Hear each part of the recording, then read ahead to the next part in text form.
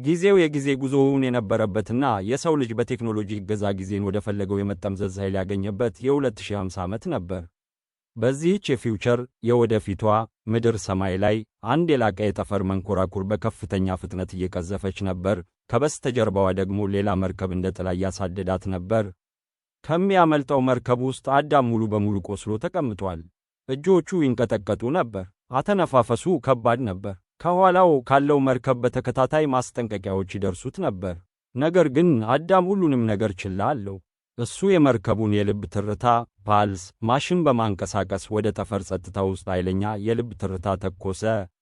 በሚቀጥለው ቅጽበት ከፊት ለፊቱ አንድ ግዙፍ ትል ቀዳዳ ወርምሆል ተከፈተ እና ማንም ሊያስቆመው ከመቻሉ በፊት አዳም ከመንኮራኩሩ ጋር በከፍተኛ ፍጥነት በውስጡ ጠፋ። እና በሚቀጥለው ቅጽበት ያ ትል ቀዳዳ ከአዳም መርከብ ጋር አብሮ ተሰወረ። አሁን ጊዜው 2022 ነበር። ወጣቱ አዳም በትምህርት ቤት ውስጥ ከአንዳንድ ወንዶች ልጆች ሲሸሽ እናየዋለን። ነገር ግን እነዚያ ወንዶች ልጆች ይይዙታልና ክፉኛ ይደበድቡታል። ከተወሰነ ጊዜ በኋላ የአዳም እናት ወደ ትምህርት ቤት ትመጣለች እና ርዕሰ መምህሩ ጥፋቱን በአዳም ላይ ያሳብባሉ። አዳም ከእናቱ ጋር ወደ ቤት እየተመለሰ ነው። እናቱ ደግሞ መቆጣቷን ቀጥላለች። ወጣቱ አዳም አባቴ እዚህ ቢሆን ኖሮ ይረዳኝ ነበር ይላል። እንደውም የአዳም አባት ልክ ባለፈው ዓመት በአደጋ ሕይወቱ አልፎ ነበር። ከተወሰነ ጊዜ በኋላ ሁለቱም ቤት ይደርሳሉ። ሌሊቱ እየጠለቀ ነበር። የአዳም እናት አንዲት ጓደኛዋን ለመጠየቅ ትሄዳለች እና በጠቅላላው ቤት ውስጥ አዳምና ውሻው ብቻቸውን ይቀራሉ። አዳም በክፍሉ ውስጥ የቪዲዮ ጌም መጫወት ይጀምራል። በድንገት የቤቱ መብራቶች ይጠፋሉ። ወጣቱ አዳም ከውሻው ጋር ወደ ቤቱ የጀርባ አትክልት ስፍራ ይሄዳል። እዚያም ጥቅጥቅ ያለ ጫካና ጥልቅ ጨለማ ነበር። በዚያ ጨለማ በስተጀርባ አንድ ሰው ተደብቆ የሚጠብቃቸው ይመስል ነበር።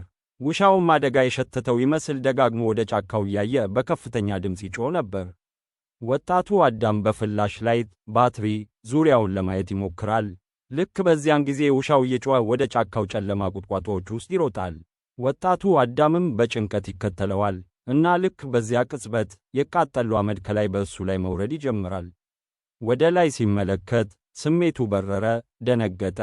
ከላይና በዙሪያው ያሉ ዛፎች ሙሉ በሙሉ ተቃጥለዋል። ሜትሮይት የጠፈር ድንጋይ እዚህ የወደቀ ይመስል ነበር፣ ነገር ግን ምንም አይነት የሜትሮይት ምልክት አልነበረም። የአዳም ውሻም ወደ እሱ ይመለሳል።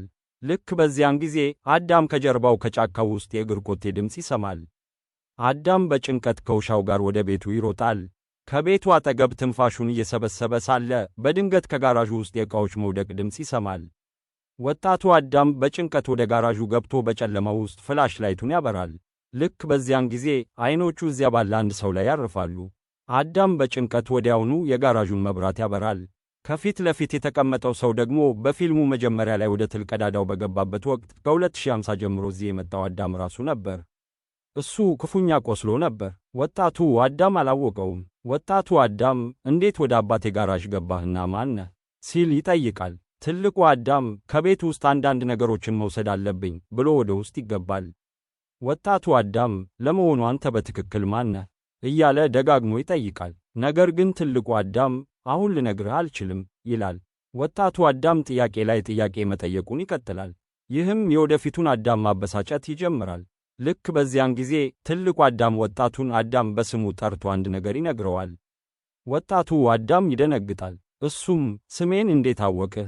የውሻዬንም ስም ታውቃለህ? የቤቱን ፍሪጅ እንዴት መዝጋት እንዳለብህ ታውቃለህ?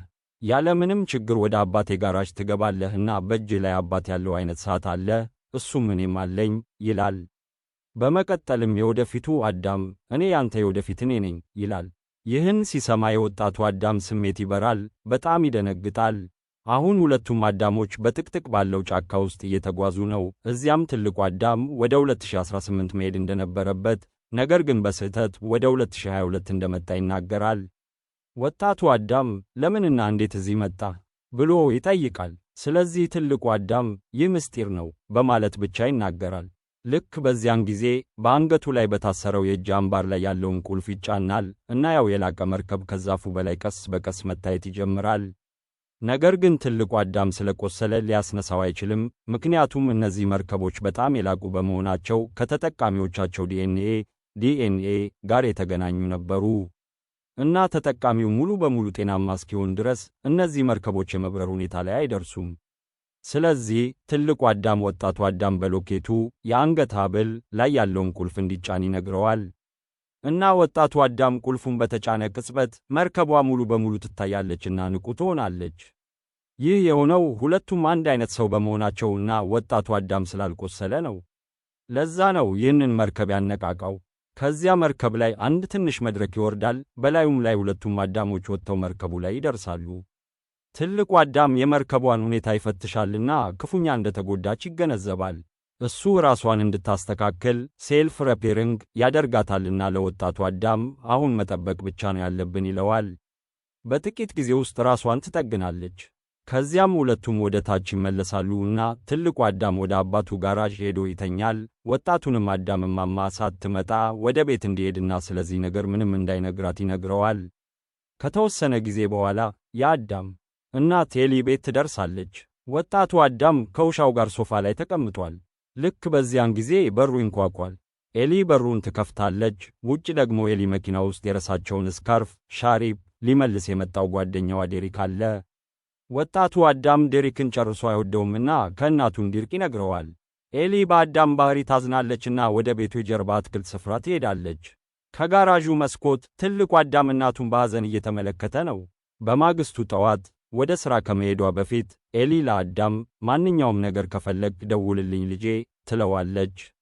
ወጣቱ አዳም ግን በስድነት አይ አልደውልም ሲል ይመልሳል።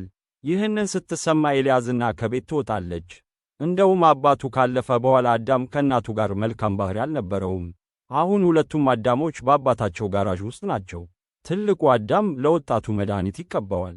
ነገር ግን ወጣቱ አዳም ስፍር ቁጥር የሌላቸውን ጥያቄዎች በመጠየቅ እንደገና ሊያበሳጨው ይጀምራል።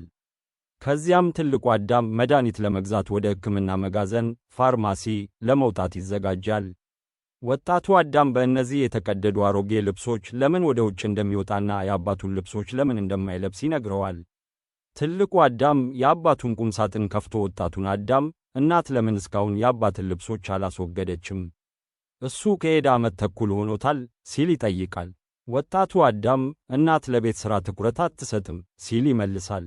ይህን ሲሰማ ትልቁ አዳም በቁጣ ከእናት ጋር በጥሩ ሁኔታ መኖር አለብህ። እሷ በየቀኑ በቆሰለ ልብ ነው የምትነቃው። እሷ አንተን ትንከባከባለች። እሷን የሚንከባከባት ግን ማንም የረባ የለም። በሚቀጥሉት 30 ዓመታት ውስጥ ከእናት ጋር በጥሩ ሁኔታ ስላልኖርክ በየቀኑ ራስህን ትረግማለህ ይላል። ወጣቱ አዳም አትርሳ፣ ሁለታችንም አንድ ነን ይላል። ይህን ሲሰማ ትልቁ አዳምም ይረጋጋልና ያዝናል። ትልቁ አዳም የአባቱን ጃኬት ለብሶ ከወጣቱ አዳም ጋር ወደ ሕክምና መጋዘኑ ይወጣል። ትልቁ አዳም አንድ ሰው ሊፈልግ እንደመጣ እና 2018 መድረስ እንደነበረበት እና በእኔ ጊዜ ይህንን ተሽከርካሪ እየሰረቅኩ ሳለ ጥይት እንደተመታው ይናገራል። በጣም ደም እየፈሰሰኝ ነበር። በችኮላ የተሳሳቱ መጋጠሚያዎችን ኮኦርዲኔትስ አስገብቼ የተሳሳተ ዓመት ላይ ደረስኩ።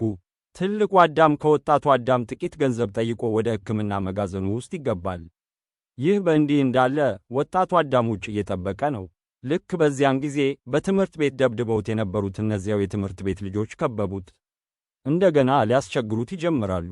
ልክ በዚያን ጊዜ ትልቁ አዳም ወደዚያ መጥቶ ፈገግ እያለ እነዚህን ሁለቱም በጣም በደንብ አስታውሳቸዋለሁ ይላል። ከዚያም ለወጣቱ አዳም እነሱን አትፍራቸው፣ ፍርሃትህን ተጋፈጥ፣ ሂድና ታገላቸው ይለዋል። ነገር ግን እነዚያ ሁለት ልጆች ወጣቱን አዳም እንደገና ክፉኛ ይደበድቡታል። ወጣቱ አዳም በሐዘን ከዚያ ይወጣል። ልክ በዚያን ጊዜ ትልቁ አዳም እነዚያን ሁለት ልጆች ያስፈራራቸዋልና አሁን አዳምን ካስቸገራችሁት አልምራችሁም ይላል። ትልቁ አዳም ወደ ቤት ይመለሳልና ወጣቱ አዳም በአባቱ ጋራዥ ውስጥ የወደፊት ዕቃዎቹን እያየ እንደነበረና በሩን ከውስጥ እንደቆለፈው ያያል። ከውጭ ሆኖ ትልቁ አዳም በሩን እንዲከፍት ይጠይቃል። ነገር ግን ወጣቱ አዳም በቁጣ ልትረዳኝ ትችል ነበር፣ አንተ ግን ዝም ብለህ ቆመህ ተመለከትክ ይላል። ትልቁ አዳም በትዕግሥት መደብደብህ አስፈላጊ ነበር ይላል። ሳይደበደቡ እንደ እኔ ጠንካራ መሆን አይቻልም። ዛሬ የሆንኩት በድብደባዬና በትግሌ ምክንያት ነው። እኔ ጣልቃ ገብቼ ቢሆን ኖሮ ምናልባት የወደፊት ሕይወታችን ይለወጥ ነበር። ቢሆንም ለወጣቱ አዳም ይቅርታ ይጠይቃል። ልክ በዚያን ጊዜ ወጣቱ አዳም ከሞባይሉ ውስጥ የአንዲት ሴት ምስል አሳይቶት ይህች ማን ናት ሲል ይጠይቃል። ትልቁ አዳም በጸጥታ ይህች ሚስቴ ናት ላውራ ይላል። ወጣቱ አዳም በመገረም እኛም ሚስት አለችን ሲል ይጠይቃል። ነገር ግን ትልቁ አዳም በሐዘን አሁን ሚስት የለንም ይላል እና በጸጥታ ከዚያ ወጥቶ ወደ አንድ ካፌ ይሄዳል። ከተወሰነ ጊዜ በኋላ የአዳም እናት ኤሊ ወደዚያው ካፌ ትመጣለች። ሁለቱም እርስ በርሳቸው ማውራት ይጀምራሉ። ኤሊ በሐዘን ድምፅ ልጄ ይጠላኛል ትላለች። ትልቁ አዳም ግን ወንዶች ልጆች ያለ እናቶቻቸው መኖር አይችሉም ይላል። ኤሊ እናትህ በጣም ጥሩ መሆን አለባት ትላለች። ትልቁ አዳም ፈገግ ብሎ አዎ እሷ ምርጥ ነች፣ እሷ ምርጥ እናት ነች ይላል። ኤሊ ሳታውቀው ከራሷ ልጅ የወደፊት ማንነት ጋር እያወራች ነው እና ከመሄዱ በፊት ትልቁ አዳም ልጅሽ አይጠላሽም፣ እሱ በጣም ይወድሻል፣ ገና አልተገነዘበውም ብቻ ይላል። ይህንን ስትሰማ በኤሊ ልብ ውስጥ አንድ እንግዳ ስሜት ይፈጠራል። ወደ ውጭ ትሮጣለች። ነገር ግን በዚያን ጊዜ ትልቁ አዳም አስቀድሞ ሄዶ ነበር። የሆነ ቦታ ላይ ኤሊ ያ ሰው ምናልባት የራሷ ልጅ አዳም እንደነበረ ትረዳለች። አሁን ትዕይንቱ ይለወጣል እና ከሐይቁ በላይ አንዲት ግዙፍ መርከብ እናያለን። በውስጧም ማያና ብዙ ወታደሮቿ አሉ። እንደውም ማያ አዳምን እያሳደደችው የነበረችው ነች። እሷም ከወደፊቱ እዚህ ደርሳለች። ወታደሮቿ አዳምን እንዲፈልጉ ታዛለች። በሌላ በኩል ሁለቱም አዳሞች ምግብ እየበሉ ነው። ወጣቱ አዳም ስለ ሚስት ስለ ላውራ ንገረኝ ሲል ይጠይቃል። ትልቁ አዳም በኮሌጅ እንዳገኛት ይናገራል። ልክ በዚያን ጊዜ እሱና ላውራ ለሳውሪያን ሶሪየን ኩባንያ ይሰሩ እንደነበር አንድ ትልቅ ምስጢር ይገልጻል። ላውራም በጊዜ ተጉዛ ነበር፣ ነገር ግን በጭራሽ አልተመለሰችም። ኩባንያው ላውራ መርከቡን መቆጣጠር አልቻለችም አለ። ነገር ግን ትልቁ አዳም ላውራ ምርጥ ፓይለት እንደነበረች ይናገራል። እሷ ሊቅ ነበረች። እሱ ተጠራጣሪ ሆነ። ለዛ ነው ወደ 2018 መሄድ የፈለገው፣ ምክንያቱም ላውራ ለመጨረሻ ጊዜ የተጓዘችው ወደዚህ ጊዜ ነበር። ትልቁ አዳም ማያ የሳውሪያን ኩባንያ ባለቤት እንደሆነችና ማያ የአባቱ ጓደኛ እንደነበረችም ይናገራል። አባት የጊዜ ጉዞን አግኝቶ ነበር፣ ነገር ግን ማያንን ግኝት ተቆጣጠረችው። ትልቁ አዳም ቁስሌ እንደዳነው ወዲያውኑ ወደ 2018 እመለሳለሁና ማያን እፈልጋታለሁ ይላል። ልክ በዚያን ጊዜ የአዳም ውሻ ከቤት ውጭ አንድ ሰው መኖር ይሰማዋል። ትልቁ አዳም ይህንን ተሰምቶት ወጣቱ አዳም ቦርሳውን በፍጥነት እንዲያነሳ ይነግረዋል። በሚቀጥለው ቅጽበት የማያ ወታደሮች ጥቃት ይሰነዝራሉ። አዳምን ይከቡኙታል። ልክ በዚያን ጊዜ ትልቁ አዳም መሳሪያውን መሬት ላይ ይመታል እና አንድ ስለታም ድንጋጤ ሾክ ይወጣል። ከሱም ጠላቶች በሙሉ ተበትነው ይወድቃሉ።